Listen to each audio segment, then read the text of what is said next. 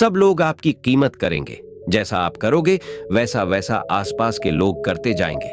बस इस रहस्य को समझ लो, जो कि गौतम बुद्ध ने कई सालों पहले अपने शिष्यों को बताया था।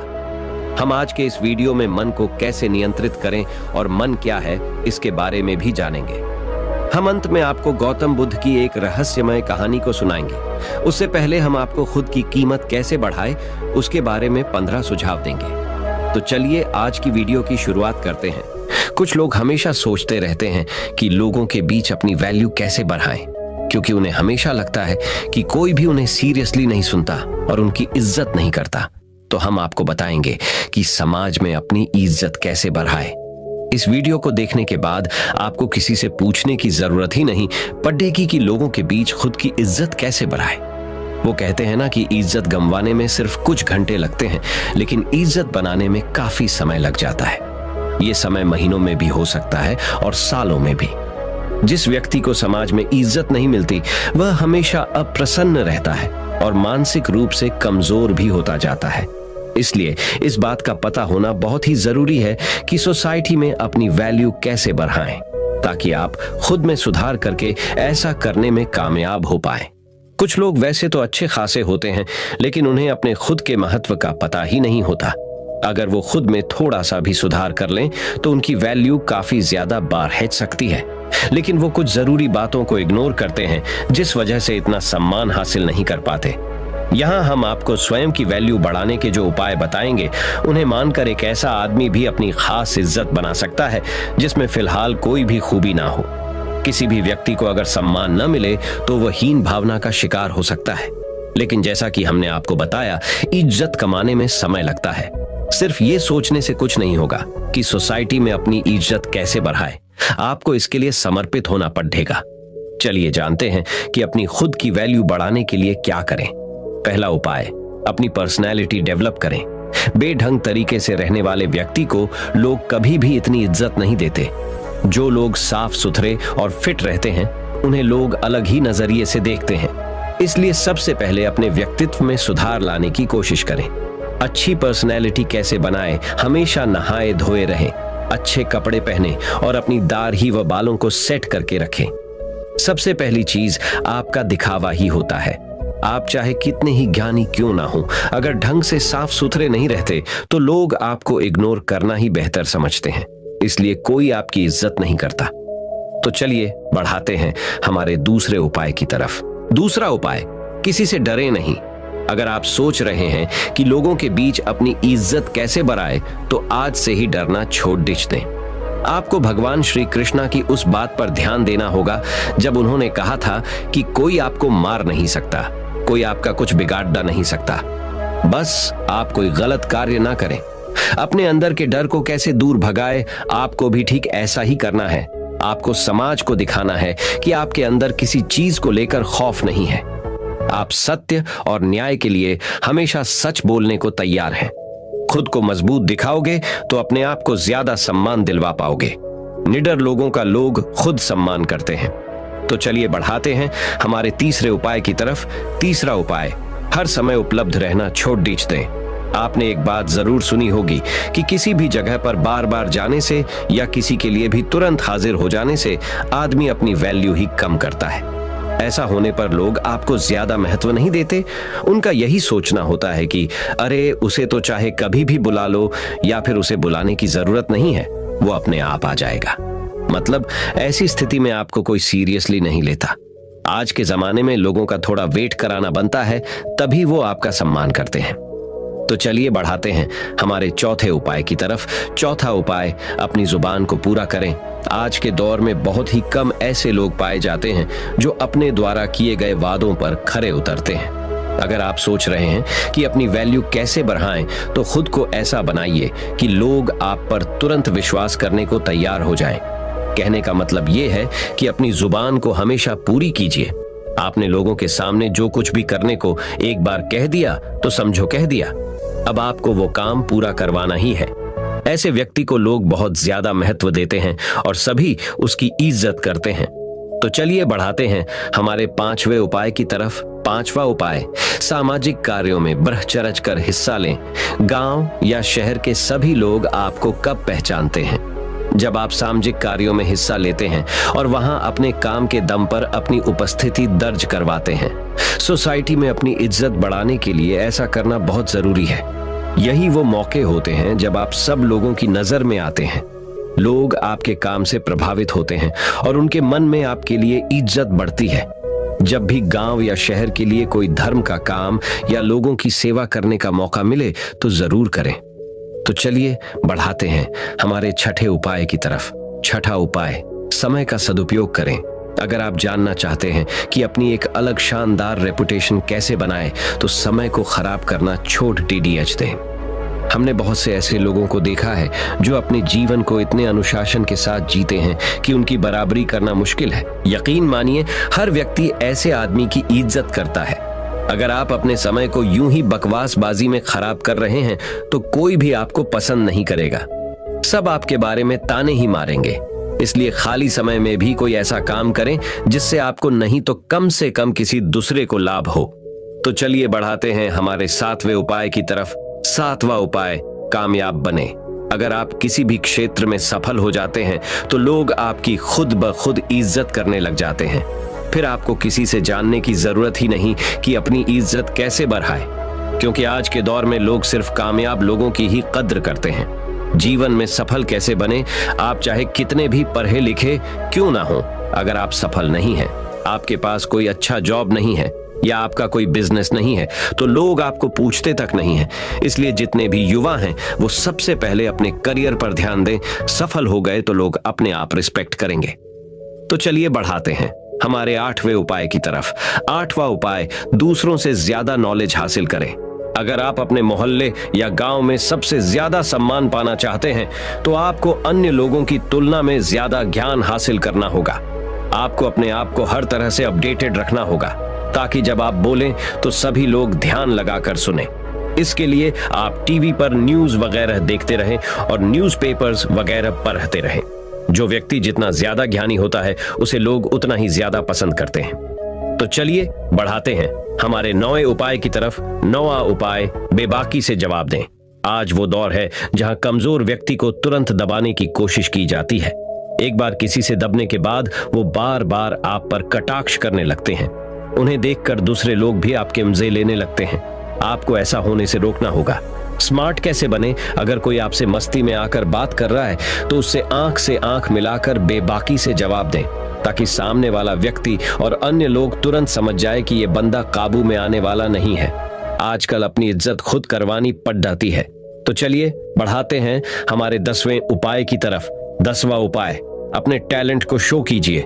कुछ लोग वैसे तो हर वक्त सोचते रहेंगे कि अपनी वैल्यू कैसे बढ़ाएं, लेकिन उसके लिए जो जरूरी कदम है वो नहीं उठाते। जी हाँ, लोग इज्जत करते हैं टैलेंट की, किसी व्यक्ति की नहीं। वो दौर गया जब आदमी की इज्जत की जाती थी। आज के जमाने में इज्जत हासिल करने के लिए आपको अपने अंदर छुपे हुनर को लोगों को दिखाना होगा, तभी तो लोग आपको खास समझेंगे। इसलिए आपके अंदर जितने भी अच्छे गुण और हुनर हैं उन्हें लोगों के सामने बाहर निकालिए। 11वां उपाय, अपनी सुख सुविधा पर खर्च करें। आजकल जमाना दिखावे का है। अगर आप सिर्फ पैसे कमाकर जमा करते रहेंगे लेकिन उनका उपयोग बिल्कुल भी नहीं करेंगे तो लोग आपको कंजूस कहेंगे। ऐसे में रिस्पेक्ट करना तो दूर, लोग आपको कंजूस कहकर आपका मजाक बनाते हैं। आपके पास पैसा है तो लालच करना ठीक नहीं। अपने पैसे से कुछ ऐसे काम करिए या ऐसी चीजें खरीदिए जिससे आप लोगों का ध्यान अपनी तरफ खींच पाए। अगर लोगों को लगेगा कि आप वाकई लाइफ को एंजॉय कर रहे हैं तो लोग आपके प्रशंसक बन जाएंगे। तो चलिए बढ़ाते हैं हमारे 12वें उपाय की तरफ। 12वां उपाय, महिलाओं की इज्जत करें। समाज में महिलाओं का भी स्थान होता है। अगर आप चाहते हैं कि अपनी अच्छी रेपुटेशन कैसे बनाएं तो महिलाओं की इज्जत करना सीख लें। याद रखें, महिलाओं द्वारा की गई पब्लिसिटी बहुत ही जल्द आपके एरिया में फैल जाती है। अगर आप सभी महिलाओं की इज्जत करेंगे तो आपके गांव में बात फैलेगी कि आप वाकई एक सम्माननीय और अच्छे व्यक्ति हैं। वहीं अगर आप महिलाओं की नजर में गिर गए तो अपनी इज्जत बढ़ाने के बारे में सोचना भी मत, क्योंकि फिर ये काम लगभग असंभव हो जाएगा। तो चलिए बढ़ते हैं हमारे 13वें उपाय की तरफ। 13वां उपाय, कुछ अलग करके दिखाएं। खुद की वैल्यू बढ़ाने के तरीके। टिप्स तो कई हैं, पर ये वाला एक ऐसा तरीका है जो एक झटके में आपकी इज्जत बढ़ा सकता है। जी हाँ, साधारण जीवन तो सभी जीते हैं और ज्यादातर लोग बस खुद के लिए ही जीते हैं। अपने सपने को कैसे पूरा करें? आप अपने जीवन में कोई ऐसा काम कीजिए जिसे सब याद रखें और लोगों के बीच आपकी साख बन जाए। आप किसी भी क्षेत्र में अपने गांव या शहर का नाम रोशन कीजिए, या फिर कोई धर्म का ऐसा काम कीजिए जिससे गरीब लोगों को लंबे समय तक फायदा मिले। उपाय 14वां, अपनी कमजोरी किसी को ना बताएं। एक मजबूत इंसान वो होता है जो अपने दुख को खुद अकेला झेलता है, लेकिन खुशियों को सबके साथ बांटता है। ऐसा व्यक्ति वास्तव में इज्जत का हकदार होता ही है, क्योंकि ये एक खास गुण है जो सब में नहीं होता। आजकल लोग दूसरे लोगों की कमजोरी पकड़ने के चक्कर में लगे रहते हैं ताकि उन्हें घेरा जा सके और लोगों के बीच उसकी खिल्ली उड़ ढाई जा सके। आपको ध्यान रखना है कि अपनी कमजोरी को खुद तक ही सीमित रखें, अन्यथा लोग आपकी उसी कमजोरी को निशाना बनाएंगे। तो चलिए बढ़ाते हैं हमारे 15वें उपाय की तरफ। उपाय 15वां, सबके साथ प्यार से रहें। इज्जत उसी व्यक्ति की होती है जो खुद दूसरों को इज्जत देता है। अगर आप सबके साथ लड़ ढाई झगड़ा करते रहेंगे तो समाज में आपकी छवि खराब होगी और कोई भी आपका सम्मान नहीं करेगा।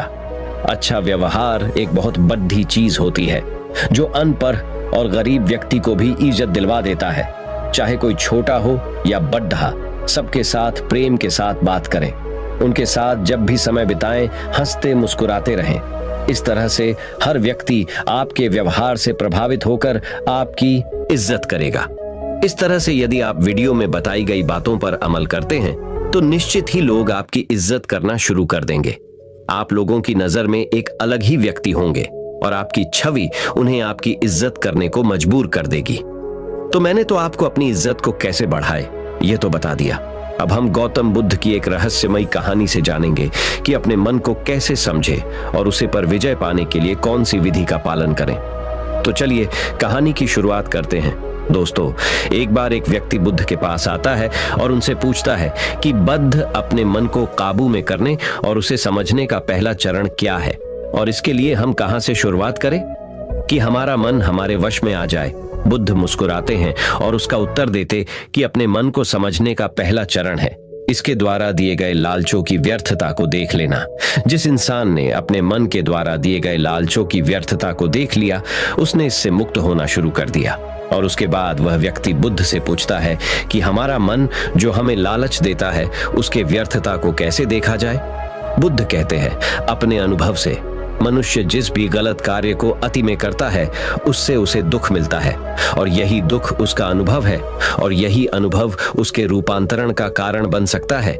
जिसने देख लिया और वास्तव में देख लिया कि नशा करना केवल दुख है, उसने नशे से मुक्त होना शुरू कर दिया। जिसने देख लिया कि ईर्ष्या केवल खुद को जलाती है और वास्तव में देख लिया, उसने ईर्ष्या से मुक्त होना शुरू कर दिया। तुम्हारा ये देख लेना कि मन लालच तो हमेशा तुम्हें तृप्ति का देता है, लेकिन लगता यह तुम्हें सदैव अतृप्त है, और यही अपने मन को समझने का पहला चरण है। कहानी को आगे बढ़ाने से पहले आपको इस एक प्रश्न को समझना आवश्यक है, और वो प्रश्न है कि आप अपने मन को वश में करना क्यों चाहते हैं। क्योंकि आपने यह अनुभव कर रखा है कि आपका मन आपको दुख देता है, पर क्योंकि आपको आपके मन के लालच बहुत बड़े सुहावने लगते हैं, इसीलिए आप इन लालचों के पीछे छुपे हुए दुखों को नहीं देख पाते। सिर्फ अपने दुखों को देख लेने से आपका मन आपके वश में नहीं हो जाएगा। उसके लिए आपको दूसरा चरण क्या है यह समझना होगा। वह व्यक्ति बुद्ध से पूछता है कि बुद्ध, यदि कोई व्यक्ति यह जानता है कि उसके मन के लालचों के कारण उसके जीवन में दुख है, तो क्या इसका अर्थ यह है कि वो व्यक्ति पहले चरण पर है? और यदि वह व्यक्ति पहले चरण पर है तो दूसरे चरण पर कैसे जाएगा? बुद्ध कहते हैं कि उस व्यक्ति को खोज पर निकलना होगा, किसी ऐसे व्यक्ति की खोज पर जो अपने मन से मुक्त हो चुका है और जिसने अपने मन को जान लिया है, क्योंकि तुम्हारा मार्गदर्शन वही कर सकता है जो उस जगह पर पहुंचा हुआ है और जहां तुम जाना चाहते हो। दोस्तों, यहां पर एक बात समझनी आवश्यक है कि खोज पर निकलने का अर्थ यह नहीं है कि आप सन्यासी बन जाएं, बल्कि खोज पर निकलने का अर्थ यह है कि कोई ऐसा व्यक्ति खोजना जो आपका मार्गदर्शन कर सके। अब यहाँ पर प्रश्न ये उठता है कि ऐसे व्यक्ति को कहां पर खोजें, क्योंकि आस पड़ोस में तो सभी लोग अशांत भरे पड़े हुए हैं। मैं और आप इस इंटरनेट के बदौलत ही जुड़े हुए हैं। अगर इंटरनेट नहीं होता तो क्या आप मेरे इस वीडियो को देख पाते? नहीं ना। दोस्तों, तो चलिए कहानी में वापस लौटते हैं और अच्छे से जानते हैं कि अपने मन को समझने का दूसरा चरण क्या है। वह व्यक्ति बद्ध से पूछता है कि उस व्यक्ति की पहचान क्या है, जिसने अपने मन को समझ लिया है और जिसने खुद को जान लिया हुआ है, क्योंकि हर व्यक्ति यह दावा करता है कि वह ज्ञानी और बुद्धिमान है। लेकिन वास्तव में ज्ञानी कौन है, वह कैसे पता लगेगा? बुद्ध कहते हैं कि यही तीसरा चरण है, और वो चरण है सुनकर। सुनना ही अपने मन को समझने का तीसरा चरण है। उसके बाद वह व्यक्ति बुद्ध से पूछता है कि क्या देखकर यह पता नहीं किया जा सकता, क्योंकि आपको देखकर ही पता लगता है कि आप एक महात्मा हैं। बुद्ध कहते हैं कि देखने में तो कोई व्यक्ति बहुत शांत लग सकता है, लेकिन भीतर से वह क्या है, ये उसके शब्द ही बता सकते हैं। लेकिन ध्यान रहे कि शब्दों पे भी विश्वास एकदम से नहीं कर लेना है। किसी भी बात पर विश्वास इसीलिए नहीं कर लेना है कि उसे मैंने कहा हुआ है या किसी महात्मा ने कहा हुआ है। किसी भी बात पर विश्वास आपको तब कर लेना है जब वह तुम्हारा अनुभव बन जाए। गौतम बुद्ध के द्वारा कही गई इस बात को मैं आपको थोड़ा और आसान भाषा में समझाने की कोशिश करता हूं। दोस्तों, कोई कहता है कि ध्यान करना अच्छा है और कोई कहता है कि ध्यान करना बुरा है। ये दोनों ही अतिया है। अगर आप अभी ध्यान को अच्छा मानते हैं तो आप बहुत जल्द ही उसे बुरा मानने लग जाएंगे, और यही हमारे मन की चाल है। तो अब आपके मन में सवाल उठा होगा कि कैसे? तो उसका उत्तर ये है कि ध्यान की शुरुआत में आपको आनंद नहीं मिलेगा, बल्कि बोरियत महसूस होगी। और आपका विश्वास क्या था कि ध्यान अच्छा है, लेकिन आपको अनुभव क्या हो रहा है कि ध्यान बोरियत भरा है। तो धीरे धीरे आपका विश्वास बदलने लगेगा। पहले आप ध्यान को अच्छा मानते थे, लेकिन अब आप ध्यान को बुरा मानने लग जाएंगे। आप एक अति से दूसरे अति पर पहुंच जाएंगे, और यही हमारे मन की चाल है। हमारा मन हमें अतियों में ही भटकाता रहता है, और अगर आप ध्यान को बुरा मानते हैं तो आप कभी भी ध्यान करेंगे ही नहीं। अब कहानी में वापस लौटते हैं और अच्छे से समझते हैं कि अपने मन को समझने का तीसरा चरण क्या है। बुद्ध कहते हैं कि किसी भी बात पर विश्वास तब तक नहीं करना है जब तक वह तुम्हारे विवेक की कसौटी पर खरी नहीं उतर जाए, और इसके लिए कर्म करना आवश्यक है, और कर्म ही अपने मन को समझने का चौथा चरण है। अगर आप धन कमाना चाहते हैं तो आपको सही दिशा में कर्म करना आवश्यक है।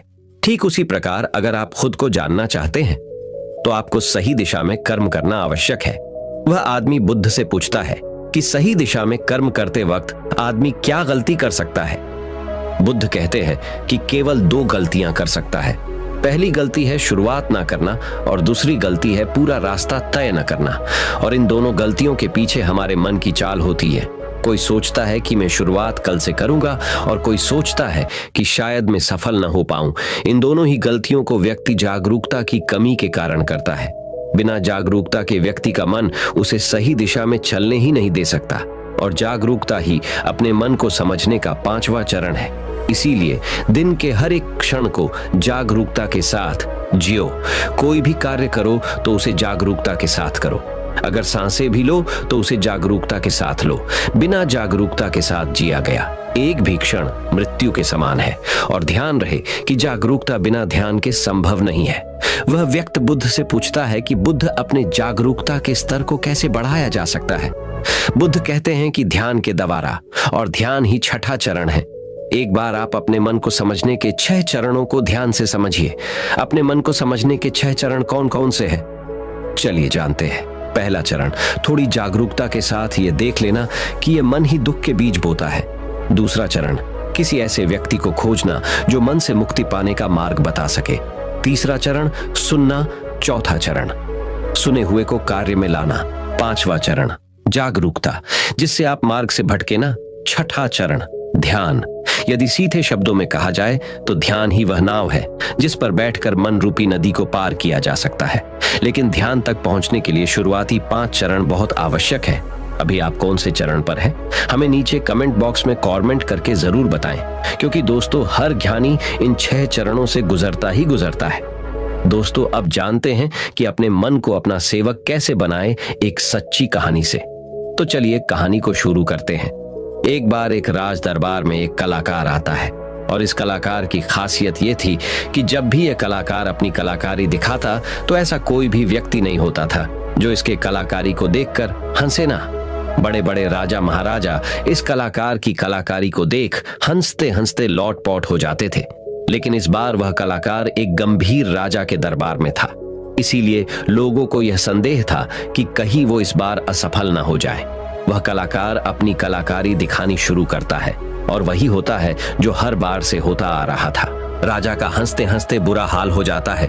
वह राजा उस कलाकार को कलाकारी देख इतना प्रसन्न होता है कि वो इस कलाकार को मुंह मांगा इनाम देने के लिए तैयार हो जाता है। हमें यह बात हमेशा याद रखनी चाहिए कि अधिक खुशी में लिए गए फैसले अक्सर गलत साबित होते हैं। राजा उस कलाकार से कहता है कि मांगो जो भी तुम मांगना चाहते हो, मैं तुम्हारी कलाकारी से बहुत प्रसन्न हूं। वह कलाकार कहता है कि क्षमा करे राजन, पर मैं जो भी मांगूंगा शायद आप वो दे न पाए। राजा अपने आसन से खड़ा होता है और कहता है कि अब तुम मेरी प्रसन्नता को क्रोध में बदल रहे हो। क्या तुम्हें मेरी द्वारा कही गई बात पर संदेह है? अब राजा अपने अहंकार को बीच में ले आता है और जहां भी अहंकार बीच में आ जाता है वहां काम बिगड़ना निश्चित है। फिर वो कलाकार राजा से कहता है कि नहीं नहीं राजन, मुझे क्षमा करें, मेरे बोलने का मतलब ये नहीं था, बल्कि मैं तो बस ये कहना चाहता था कि आप इस बात को फिर से एक बार दोहरा दें। फिर उसके बाद राजा कहता है कि मैं तुझे वचन देता हूं कि जो भी तू हद में रहकर मांगेगा वह तुझे जरूर मिलेगा। उसके बाद वह कलाकार कहता है कि तो ठीक है, आप मुझे 24 घंटों के लिए आपके राज्य का राजा बना दीजिए। उस कलाकार की बात सुन राजा मन ही मन सोचता है कि अच्छा है, मैंने इसे हृदय में रहकर मांगने को कहा था, वरना ये तो हमेशा के लिए राजा बनता। वैसे तो 24 घंटे कोई बड़ी बात नहीं है। और उसके बाद राजा सोच समझकर उस कलाकार से कहता है कि ठीक है, अगले 24 घंटे के लिए मैं तुम्हें राजा घोषित करता हूं।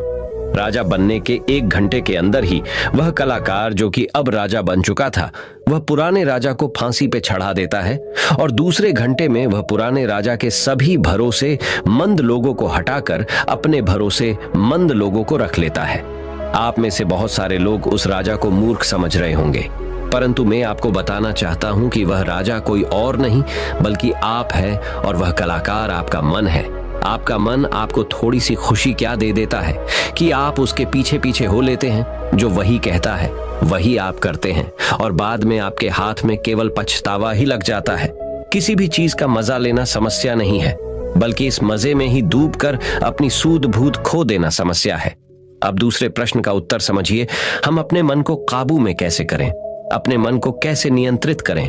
दोस्तों, हमारा मन हमसे सिर्फ बुरे काम ही नहीं करवाता, बल्कि यह आपसे अच्छे काम भी करवाता है।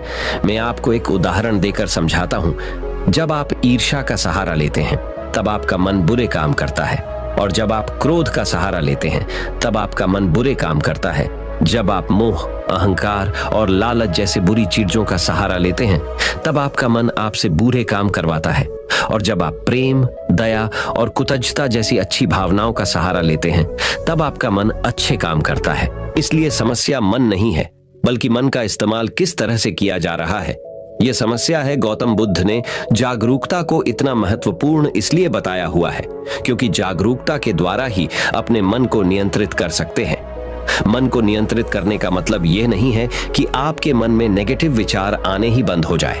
मन को नियंत्रित करने का सही मतलब यह है कि आपका कोई भी विचार आपको विचलित ना कर पाए। विचलित होने का अर्थ सिर्फ परेशान होना नहीं है, बल्कि खुश होना भी होता है। बहुत ज्यादा खुश होना समस्या नहीं है, परंतु उस खुशी में कोई निर्णय लेना समस्या है। उदाहरण, किसी से कोई वादा कर देना। ठीक उसी प्रकार बहुत ज्यादा दुख होना समस्या नहीं है, बल्कि इस दुख के कारण कोई निर्णय लेना समस्या है। उदाहरण, आत्महत्या करना। अगर आप बड़े जागरूकता के साथ ये देख पाए कि सुख और दुख, इन दोनों की अति में कोई भी निर्णय लेना दुख और पीड़ा को जन्म देता है, तो आप आंख बंद करके सुख के पीछे नहीं भागेंगे।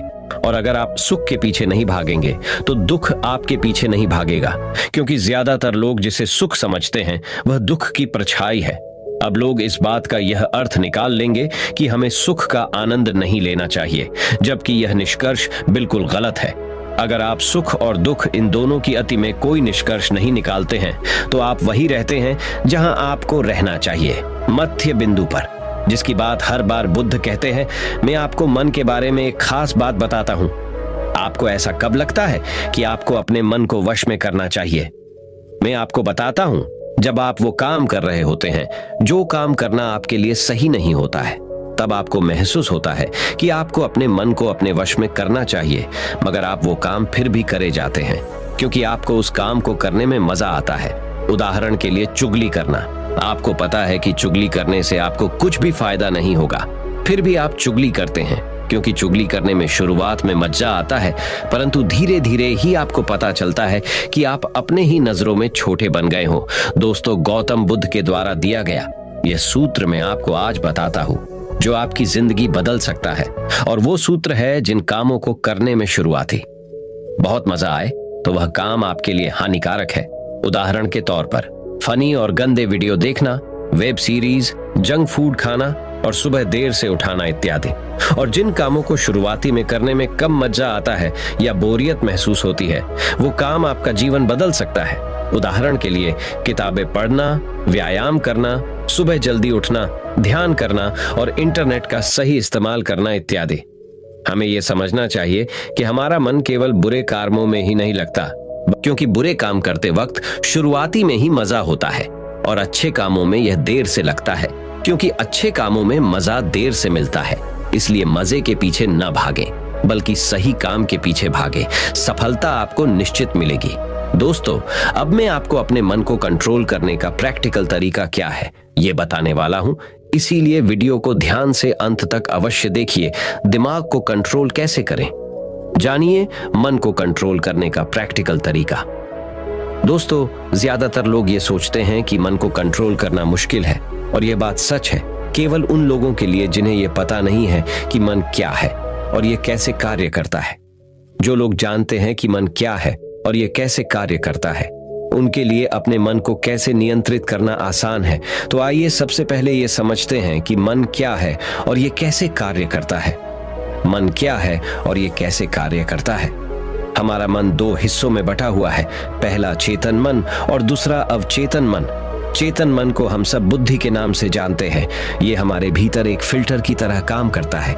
जो भी जानकारी हमारे अंदर जाती है उसे यह जांचता और परखता है। चेतन मन के पास तर्क करने की क्षमता है और यह सही और गलत के बीच चुनाव कर सकता है, परंतु अवचेतन मन ऐसा नहीं है, उसका कार्य अलग है। हमारे अवचेतन मन सही और गलत के बीच चुनाव नहीं कर सकता है। जो भी जानकारी चेतन मन सही मानकर अवचेतन मन में भेज देता है, वह उसका विरोध नहीं करता है, चाहे वह जानकारी गलत ही क्यों ना हो। एक उदाहरण देकर समझाता हूं। मान लीजिए कोई व्यक्ति आपको कमजोर कहता है, मगर आप कमजोर नहीं हैं, तो आपका चेतन मन उस व्यक्ति की बातों का विरोध करेगा। मगर जब वह व्यक्ति उसी बात को आपसे बार बार कहेगा और उसी के साथ ही अन्य लोग भी उसी बात को बार बार कहेंगे, तो आपका चेतन मन इस बात को सच मान लेगा और आपके अवचेतन मन में भेज देगा। और अवचेतन मन का काम है जो बात उसके भीतर चली गई है उसे सच साबित करना। इसका सबसे बड़ा उदाहरण है, जब हम छोटे हुआ करते थे उस समय हमारे भीतर बहुत आत्मविश्वास था, परंतु जैसे जैसे हम बड़े होते गए हमारा आत्मविश्वास कम होता गया, क्योंकि हमारे स्कूल और कॉलेजेस से और समाज से बार बार नकारात्मक बातें सुनने को मिली और हमारा अवचेतन मन उन्हें सच मान बैठा।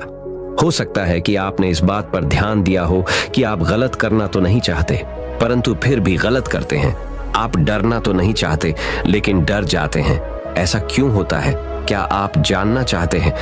तो वीडियो के अंत तक बने रहे। दोस्तों, ऐसा इसीलिए होता है क्योंकि जाने अनजाने में आपके अवचेतन मन में बहुत सारी गलत जानकारी चली गई हुई है, जिसे वह सच मन बैठा हुआ है। तो अब प्रश्न यह उठता है कि इसका समाधान क्या है, क्योंकि बहुत सारी गलत जानकारी हमारे भीतर जा चुकी है और हमारा आत्मविश्वास कम हो चुका है। अब आप इसका समाधान समझिए। अब तक आपने ये समझा कि मन क्या है और ये कैसे काम करता है।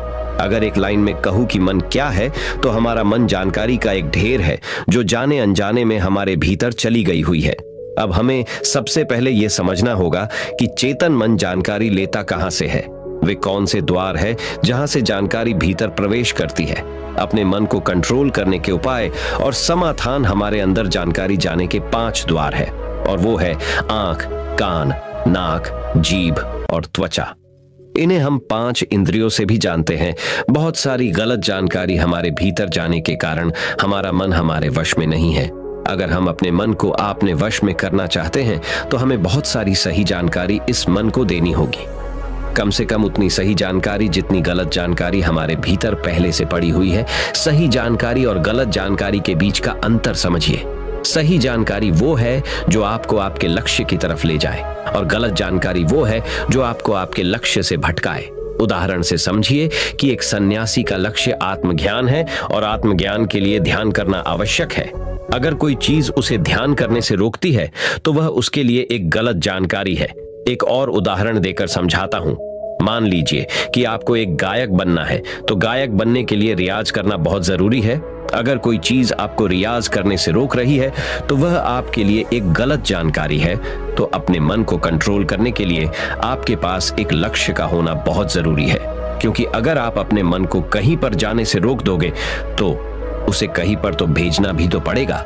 अगर आपके पास लक्ष्य है तो आपको सबसे पहले क्या करना है, ये ध्यान से समझ लीजिए। सबसे पहले इस चिंता को छोड़ दीजिए कि कितनी गलत जानकारी आपके भीतर जा चुकी है। आपको बस इतना करना है कि आपके 5 द्वारों पर, यानी कि जहां से जानकारी भीतर प्रवेश करती है, वहां पर जागरूकता का पहरा लगा देना है। कोई भी जानकारी आपके भीतर अनजाने में प्रवेश ना करे। पहरा लगते ही आपको बैलेंस में झूठ जाना है। अब आप ये सोच रहे होंगे कि बैलेंस किस चीज का? बैलेंस आपको नकारात्मकता और सकारात्मकता के बीच में करना है। नकारात्मकता आपके भीतर पहले से ही मौजूद है, अब बस आपको सकारात्मकता को भरनी है। आपको एक बात जान लेनी चाहिए कि सकारात्मकता नकारात्मकता को मिटा देती है, जिस प्रकार रोशनी अंधेरे को मिटा देती है। ये तो बस कहने की बात है कि आपको बैलेंस करना है। सच तो यह है कि जब आप अपने भीतर सकारात्मकता भरने लगेंगे तो आपके अंदर की नकारात्मकता उसी समय मिटने लग जाएगी। दोनों के बीच का बैलेंस होने का तो अवसर ही नहीं आएगा। यहाँ पर प्रश्न यह निर्माण होता है कि सकारात्मकता को कहां से लाए। तो इसके बहुत सारे तरीके हैं। पहला तरीका यह है कि आप अच्छे लोगों की संगत करिए और उन्हें ऑब्जर्व करके उनसे सीख सकते हैं। अब ये सही लोग आपके पास हो सकते हैं या नहीं भी। आप इंटरनेट, बुक्स और वीडियोस के द्वारा इनकी संगत कर सकते हैं। उदाहरण के लिए, अगर आप बुद्ध की संगत करना चाहते हैं तो आप उनके ऊपर लिखी हुई किताबों को पढ़कर और ऑडियो टेप सुनकर उन्हें समझ सकते हैं। ध्यान रहे, हमेशा ऐसी चीजें पढ़े, सुने और देखे जो आपकी लक्ष्य से जुड़ी हुई हो। जब आप लगातार अपने भीतर अपने लक्ष्य से जुड़ी अच्छी जानकारी भेजते हैं तो आपके अंदर की नकारात्मक जानकारी को धोकर साफ करती है। अभी हमारा मन गलत जानकारी में उलझा हुआ है जो अनजाने में हमारे भीतर चली गई हुई है, जिसके कारण हम अक्सर कहते हैं कि हमारा मन हमारे वश में नहीं है और हमारा मन किसी भी काम में नहीं लगता है। हमें यह समझना चाहिए कि मन हमारा है, हम मन के नहीं है। वही सुनो जो आपके लक्ष्य से जुड़ा हुआ है, वही देखो जो आपके लक्ष्य से जुड़ा हुआ है, और वही पढ़ो जो आपके लक्ष्य से जुड़ा हुआ है, वही करो जो आपके लक्ष्य से जुड़ा हुआ है। मैं आपको एक उदाहरण देकर समझाता हूं। अगर आपका लक्ष्य खिलाड़ी बनना है तो आपको वही चीजें खानी चाहिए जो आपको खिलाड़ी बनाए। मन पर नियंत्रण रखने के लिए इंद्रियों पर संयम आवश्यक है और संयम के लिए अनुशासन आवश्यक है और अनुशासन के लिए एक सही निर्णय आवश्यक है जो आपको अभी लेना है। तो दोस्तों, उम्मीद करता हूं कि खुद की कीमत कैसे बढ़ाएं, उनके टिप्स और अपने मन को कैसे नियंत्रित करें, इस पर गौतम बुद्ध की कहानी आपको पसंद आई होगी। तो इस वीडियो को जितना हो सके उतना अपने दोस्तों के साथ शेयर कीजिए और हमारे चैनल को सब्सक्राइब